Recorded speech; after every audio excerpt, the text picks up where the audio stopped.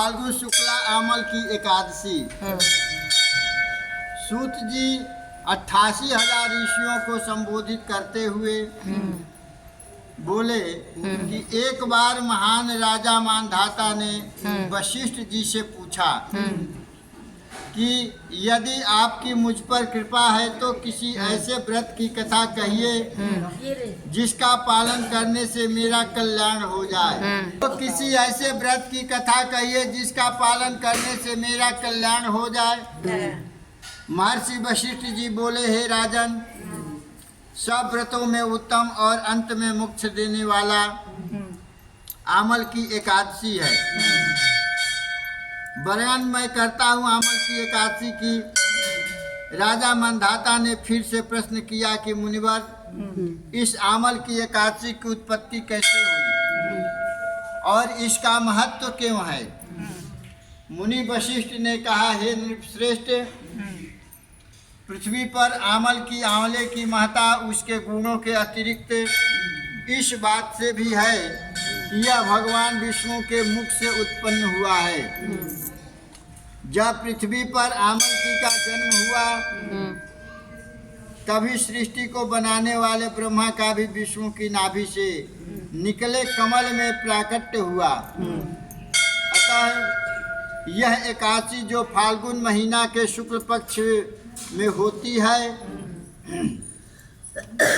समस्त पाप नष्ट करने वाली है। इस व्रत का फल अनंत कहा गया है। महर्षि वशिष्ठ जी बोले, हे राजन, मैं आपको एक पौराणिक कथा सुनाता हूँ। एक वैदिश नाम का नगर था। यहाँ चारों वर्ण आनंद सहित रहते थे। चैत्ररथ नाम का राजा राज्य करता था। वह अत्यंत विद्वान और धर्मात्मा था। सभी नगरवासी विष्णु भक्त और एकादशी का व्रत किया करते थे। एक समय फाल्गुन महीना के शुक्ल पक्ष की आमल की एकादशी आई। उस दिन राजा प्रजा सबने हर्ष पूर्वक व्रत किया।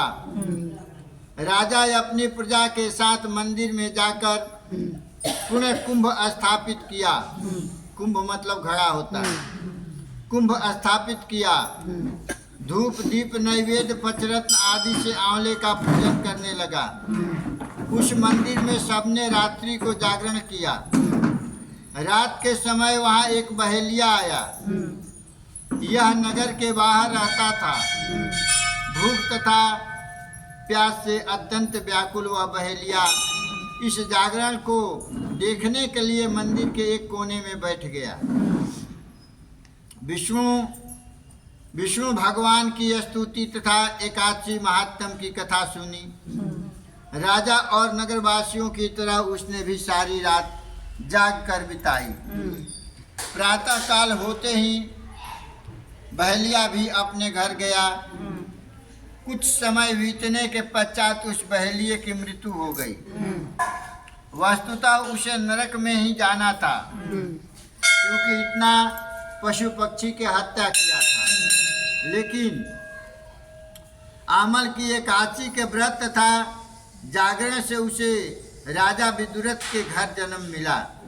एक दिन के उपवास से और जागरण से उसको राजा के घर जन्म मिला। उसका नाम वसुरथ रखा गया। युवा होने पर वह चतुरंगड़ी सेना के सहित तथा धन धान्य से युक्त होकर 10,000 ग्रामों का पालन करने लगा। 10,000 गांवों का राजा बना। एक दिन राजा शिकार खेलने के लिए गया। दैव जोग से वह मार्ग भूल गया, रास्ता भूल गया और वह दिशा ज्ञान न रहने के कारण उसी वन में एक वृक्ष के नीचे सो गया। रात्रि होते ही पहाड़ी दस्युओं ने वहां पर आ गए। राजा को अकेला देखकर मारो मारो शब्द कहते राजा की ओर दौड़ पड़े, परंतु आश्चर्य की दस्युओं के सब अस्त्र शस्त्र राजा के शरीर पर गिरते ही नष्ट हो जाता था। मारता डंडा से मारने लगे, लेकिन डंडा के मार नहीं वो हुआ, फूलों के समान उसके प्रतीत होता था। राजा के शरीर पर गिरते ही वह डंडा जो था वह नष्ट हो जाता था और उनका वार पुष्प के समान प्रतीत होता था। अब उनके अस्त्र शस्त्र उल्टे उन्हीं पर प्रहार करने लगे, वे मूर्छित होकर गिरने लगे। उसी समय राजा के शरीर से एक देवी उत्पन्न हुई।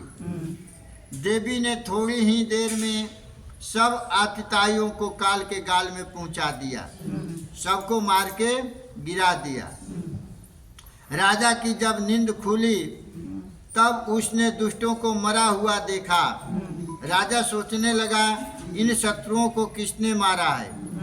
राजा अभी सोच ही रहा था कि आकाशवाणी हुई, आकाश से आवाज आया, हे राजा, इस संसार में विष्णु भगवान के अतिरिक्त कौन तेरी सहायता कर सकता है।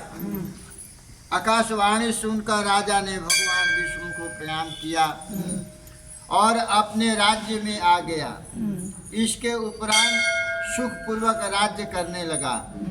महर्षि वशिष्ठ जी बोले, हे राजन, यह आंवले की एकादशी के व्रत का प्रभाव था जिससे राजा विदुरथ की रक्षा की। जो आंवल की एकादशी का व्रत करते हैं वे प्रत्येक कार्य में सफल होते हैं और अंत में विष्णु लोक को जाते हैं। विष्णु भगवान की शक्ति हमारे सभी संकट काटती है। यह लाभ जन्म जन्मांतर तक मिलता है। बोलो वृंदावन बिहारी लाल की जय और व्यास माता की जय। राधे कृष्ण।